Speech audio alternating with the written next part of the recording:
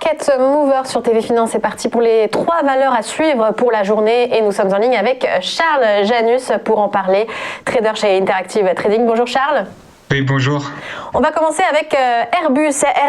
Alors c'est toujours la crise dans l'aéronautique commerciale, mais en tout cas du côté du volet militaire, ça se porte plutôt bien, comme le montre la signature d'un contrat d'Airbus pour des avions militaires.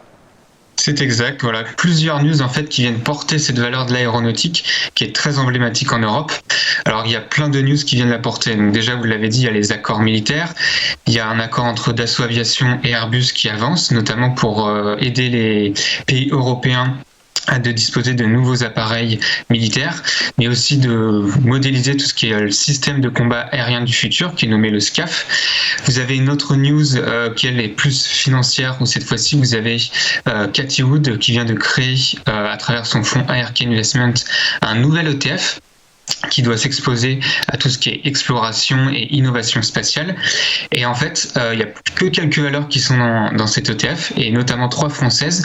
On a Dassault Systèmes, Thales et notamment Airbus. Et en fait, ça va donner des flux sur ces valeurs financières, et donc ça va permettre de pousser les cours à la hausse notamment.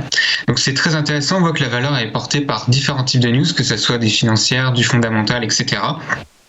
Et on va le retrouver techniquement sur la valeur.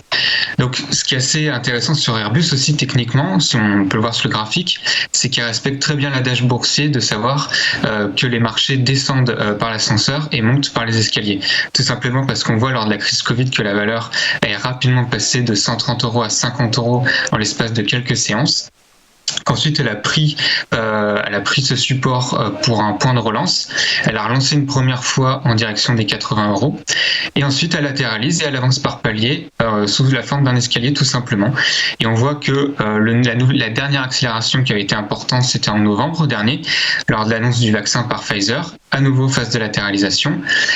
Ces dernières semaines, on a donné une nouvelle accélération, notamment suite aux news dont on vient de parler, qui devait déjà être anticipé par les opérateurs, et on est à nouveau dans un trading range encore, et on attend forcément la sortie par le haut de ce nouveau trading range en formation.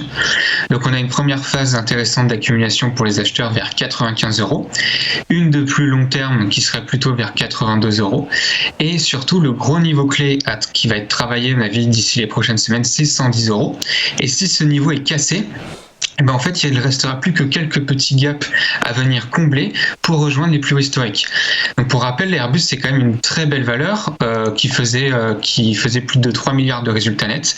Et d'ici 2-3 ans, elle devrait retrouver ses niveaux de bénéfices, voire plus avec des ratios financiers qui devraient s'améliorer. Donc, la valeur actuellement coûte très cher si on regarde par exemple le PER, le Price Earning Ratio, mais le PER ne serait plus que de 20 sur les cours actuels d'ici 2 ans. Donc, on voit bien que les investisseurs anticipent à nouveau cette croissance sur le titre.